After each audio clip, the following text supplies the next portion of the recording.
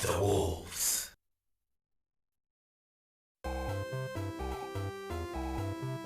Di suatu hari pada tahun 1986, Takashi Nishiyama sedang terkantuk-kantuk. Ia bosan sekali mendengarkan laporan bisnis tahunan di perusahaan tempat ia bekerja, Capcom.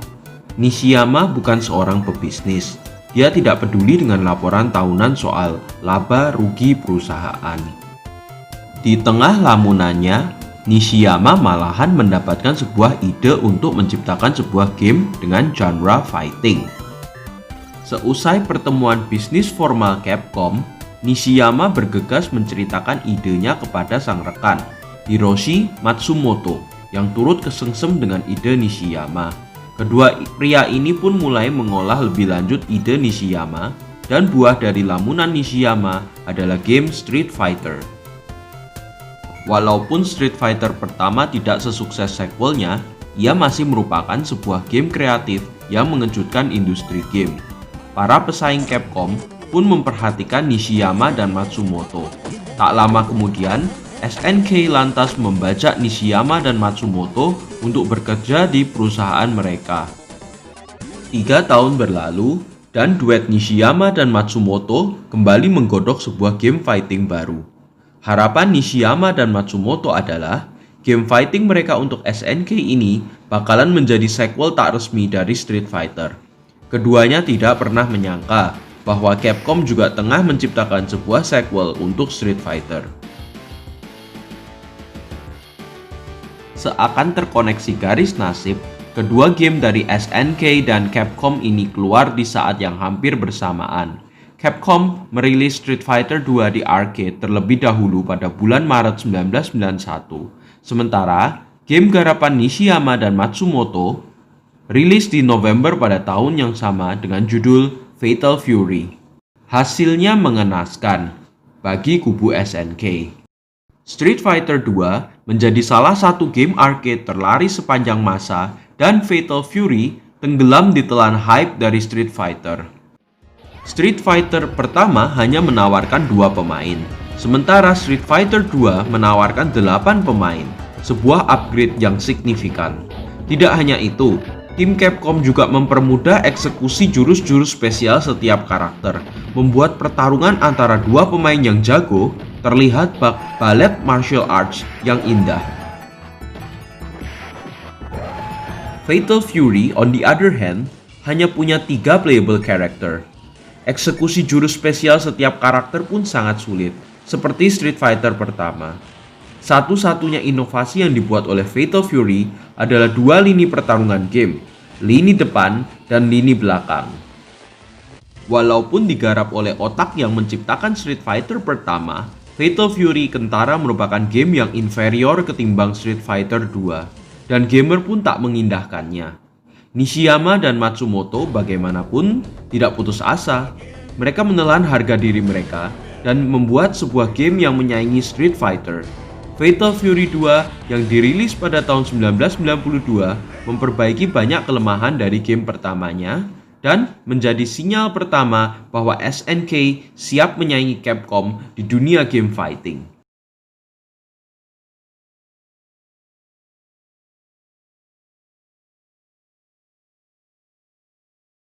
Di tahun-tahun berikutnya, SNK terus berinovasi menciptakan berbagai macam game genre fighting dengan seri-seri baru macam Art of Fighting, Samurai Shodown, The Last Blade, dan game fighting crossover paling populer mereka, The King of Fighters.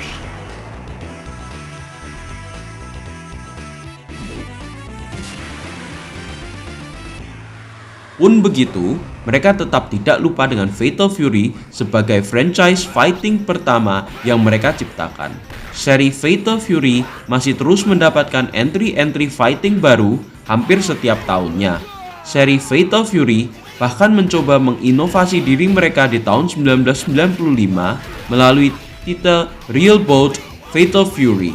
Akan tetapi, secara keseluruhan, seri terpopuler dari SNK sepertinya tetap seri The King of Fighters. Hal tersebut sebenarnya bisa dimengerti. Logikanya begini. The King of Fighters adalah entry game crossover tahunan yang mempertemukan karakter-karakter paling ikonik SNK dari game-game fighting mereka lainnya.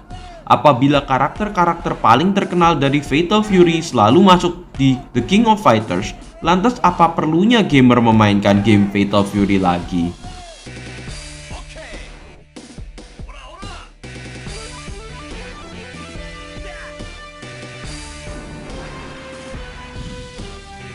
Dilema ini terus menghantui seri Fatal Fury, sehingga kendati sampai 1998 ada 7 game Fatal Fury yang dirilis di pasaran, mereka tak pernah bisa lepas dari bayang-bayang The King of Fighters. Something's gotta change. SNK perlu memberi Fatal Fury sebuah identitas tersendiri, supaya gamer tetap mau memainkannya dan tak mengesampingkan seri ini sebagai sekedar pecahan dari The King of Fighters.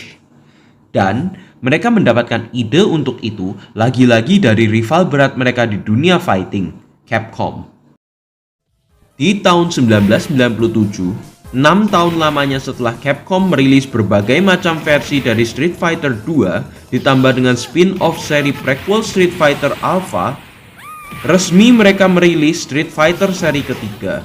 Capcom dengan berani mengambil langkah yang radikal di masa itu.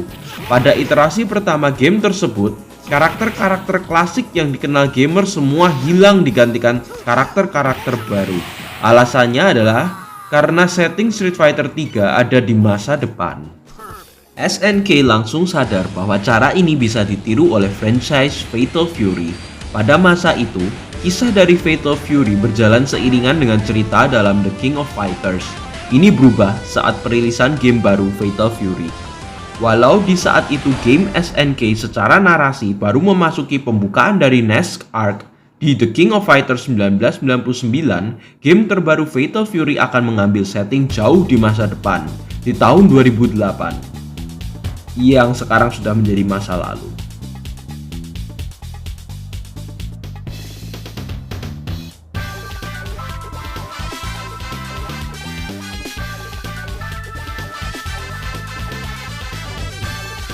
Semua karakter klasik dan populer dari Fatal Fury pun hilang.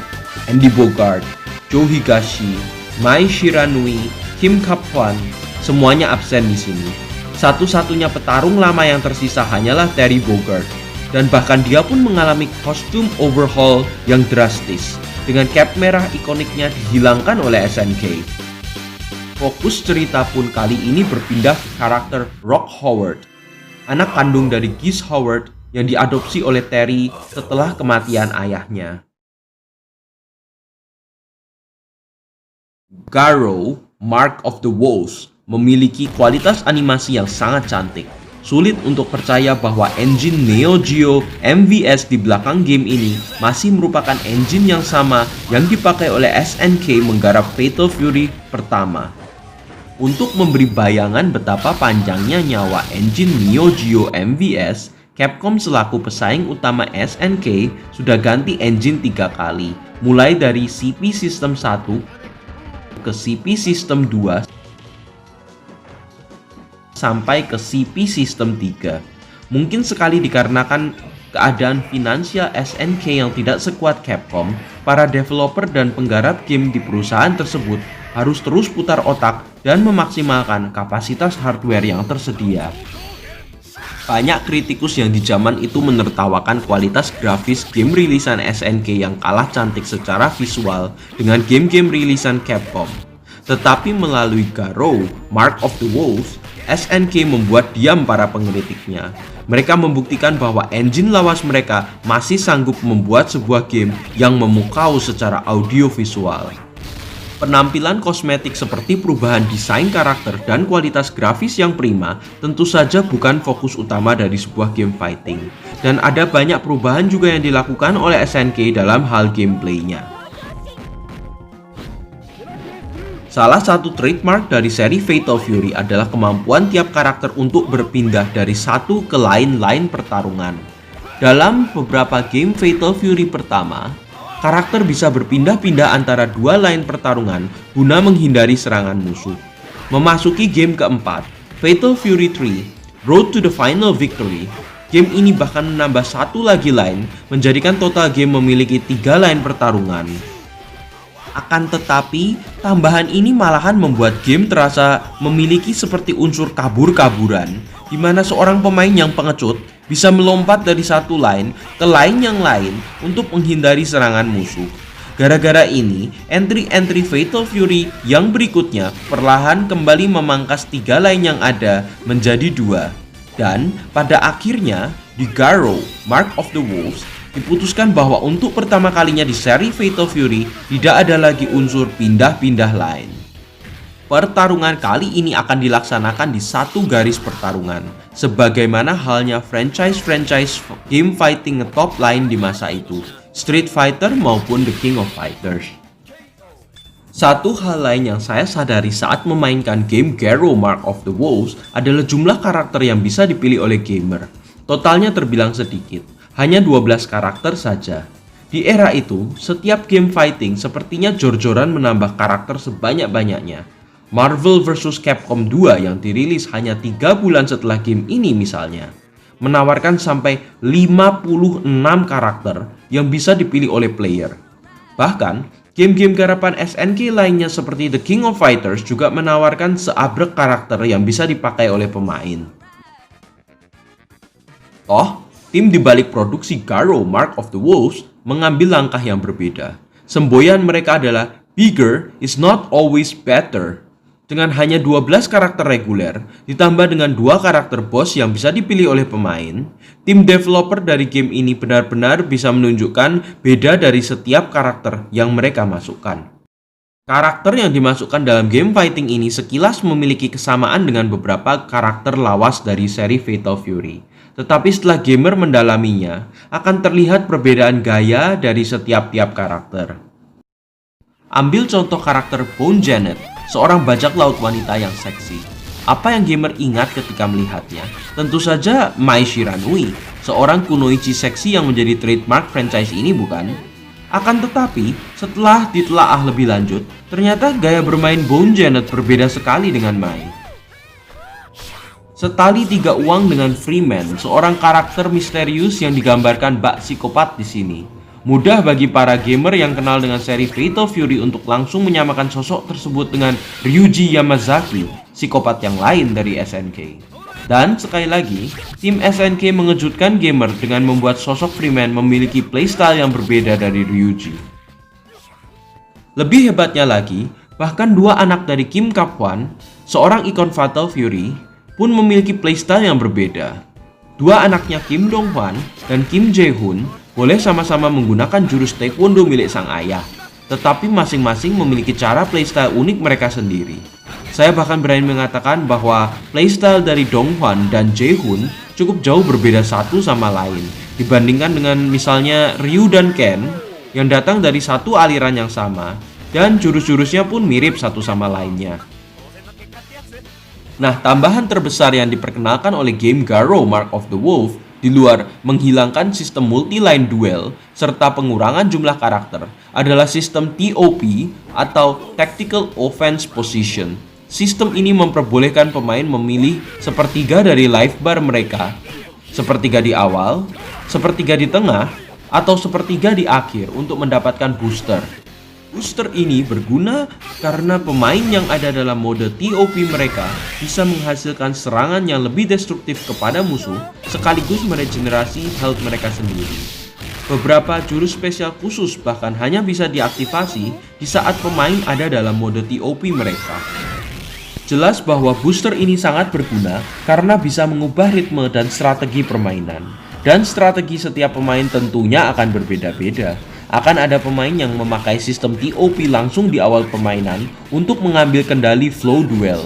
Ada juga yang mungkin memakai sistem TOP di tengah permainan untuk mengubah arah permainan di tengah-tengah duel. Dan tentu saja akan ada pemain yang memilih mengaktifkan sistem TOP mereka di sepertiga akhir life bar guna memakainya sebagai last resort untuk memenangkan duel. Secara keseluruhan, sistem TOP bisa dibilang merupakan inovasi terbesar dari game Garou Mark of the Wolf yang membuatnya fresh dan berbeda dari game-game rilisan SNK sebelumnya.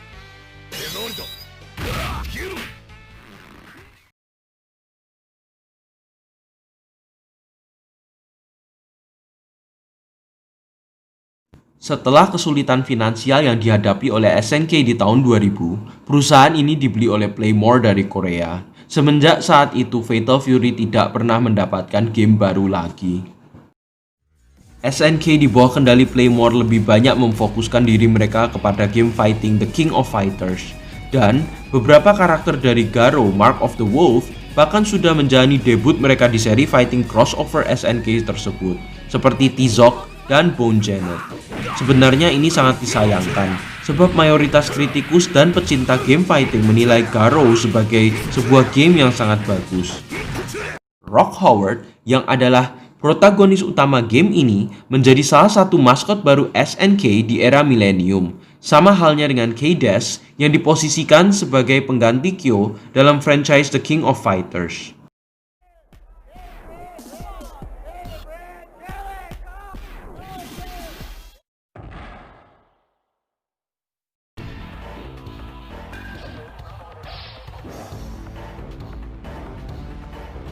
Tidak hanya itu, Terry Bogard pun masih menjadi ikon SNK yang paling populer hingga sekarang. Terbukti bahwa sosoknya lah, dan bukan Kyo, yang dipilih menjadi wakil SNK masuk di game Super Smash Bros. Ultimate-nya Nintendo.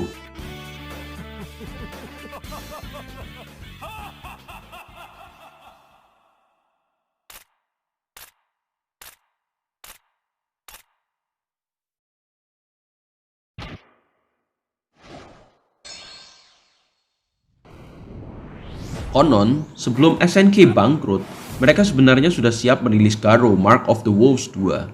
Bahkan Naoto Abe, salah seorang developer yang dulu bekerja untuk proyek tersebut, menyatakan bahwa ia merasa sudah menyelesaikan game tersebut sebelum keadaan finansial SNK memburuk. Sayang, tim tersebut bubar saat SNK pilot dan berganti manajemen. Ketika pada hari-hari ini, Direktur SNK yang baru ditanyai soal proyek Garo 2, ia hanya menjawab secara diplomatis menyatakan bahwa ia masih ingin menciptakan game tersebut. Sayangnya sih, hingga hari ini tidak terlihat hasil yang real. Saya sedih melihat nasib franchise ini. Bagi saya yang adalah seorang fans dari game-game lama SNK, dua rilisan arcade SNK favoritku adalah The King of Fighters 2000 dan ya Garo Mark of the Wolves ini. Saya sudah tidak bisa menghitung berapa kali saya memainkan kedua game tersebut, baik di mesin arcade dingdong maupun di komputer dengan menggunakan program emulator. Garo Mark of the Wolf adalah salah satu game fighting paling balance yang pernah saya mainkan. Saya sudah memakai semua karakter dalam game ini dan menemukan bahwa di luar T-Zok, semua karakternya termasuk mudah untuk dipakai oleh para pemain pemula. Tentu saja bukan namanya SNK kalau tidak menghadirkan sub-boss dan boss terakhir yang nyaris mustahil untuk ditaklukkan. Tetapi jangan khawatir, sesulit-sulitnya Grant dan Hein R. Heinlein sebagai musuh terakhir game ini, mereka masih lebih mudah kok dibandingkan bos-bos level terakhir tersulit yang pernah diciptakan oleh SNK. Sebangsa Rugal atau Omega Rugal tuh. Saya sadar bahwa sedari tadi kata-kata saya dalam review ini bak omongan seorang fanboy SNK. Tetapi bagaimana tidak? Garo Mark of the Wolf adalah sebuah game fighting yang sangat luar biasa dari SNK. Ini bukan sekedar game Fatal Fury terbaik yang pernah diciptakan oleh SNK. Saya bahkan berani memasukkan game ini sebagai salah satu game fighting dua dimensi terbaik sepanjang masa. It really is that good. Kalau kalian belum pernah memainkan game ini dan menganggapnya sudah katrok karena dirilis lebih dari 20 tahun yang lampau, buang jauh-jauh anggapan omong kosong itu. Game ini sekarang sudah dirilis ulang di berbagai macam platform, dan rugi besar kalau kalian tidak memainkannya. Tidak hanya didukung dengan gameplay yang bagus, game ini juga menyajikan cerita yang menarik dan penuh intrik yang harus dihadapi oleh masing-masing karakter dalam perjalanan mereka memenangkan turnamen bela diri ini.